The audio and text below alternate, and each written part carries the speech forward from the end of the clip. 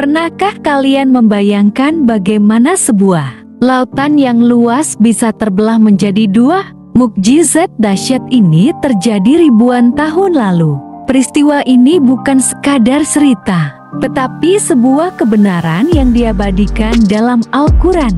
Mari kita telusuri kisah luar biasa ini. Setelah bertahun-tahun hidup dalam perbudakan di Mesir, Nabi Musa akhirnya membawa Bani Israel keluar menuju tanah yang dijanjikan. Namun, Firaun yang murka tidak tinggal diam. Ia mengerahkan pasukannya untuk mengejar mereka. Maka mereka, Firaun dan bala tentaranya menyusul mereka ketika matahari terbit. QS Asy-Syu'ara 60. Saat itu, Bani Israel mulai ketakutan. Di depan mereka terbentang lat merah, di belakang mereka pasukan Firaun mendekat. Mereka merasa tidak ada jalan keluar.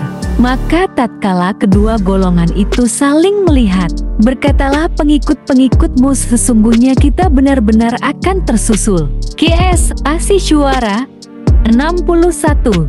Tetapi Nabi Musa tetap tenang dan penuh keyakinan kepada Allah. Musa menjawab, sekali-kali tidak akan tersusul. Sesungguhnya Tuhanku bersamaku, Dia akan memberi petunjuk kepadaku. QS Asy-Syu'ara 62. Allah pun mewahyukan kepada Musa untuk memukulkan tongkatnya ke laut. Dan seketika itu juga, sebuah mukjizat besar terjadi. Lalu kami wahyukan kepada Musa, pukullah laut itu dengan tongkatmu. Maka terbelahlah laut itu, dan setiap belahan seperti gunung yang besar. QS Asy-Syu'ara 63. Bani Israel pun melintasi jalur di tengah laut yang telah terbelah. Sementara Firaun dan pasukannya terus mengejar. Saat semua pengikut Nabi Musa telah selamat di seberang, Allah memerintahkan laut untuk kembali seperti semula, dan kami tenggelamkan golongan yang lain, Firaun dan tentaranya. QS Asy-Syu'ara 66. Saat tenggelam, Firaun baru menyadari kesalahannya. Ia mengakui keesaan Allah, tetapi semuanya sudah terlambat. Maka Firaun berkata, aku percaya bahwa tidak ada Tuhan melainkan Tuhan yang dipercayai oleh Bani Israel, dan aku termasuk orang yang berserah diri kepadanya. QS Yunus 90. Tetapi Allah menolak tobatnya karena ia hanya beriman saat ajal telah menjemput. Apakah sekarang baru kamu percaya, padahal sesungguhnya kamu telah durhaka sejak dahulu? QS Yunus 91.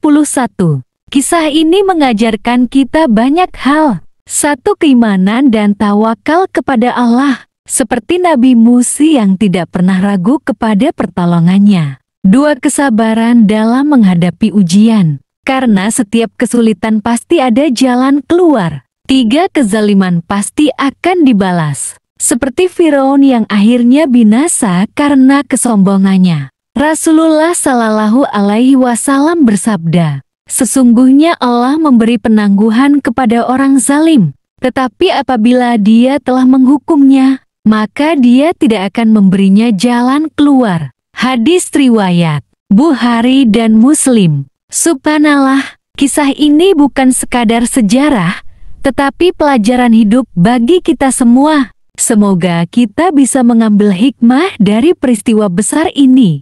Jangan lupa like, share, dan subscribe untuk mendapatkan kisah-kisah Islami lainnya.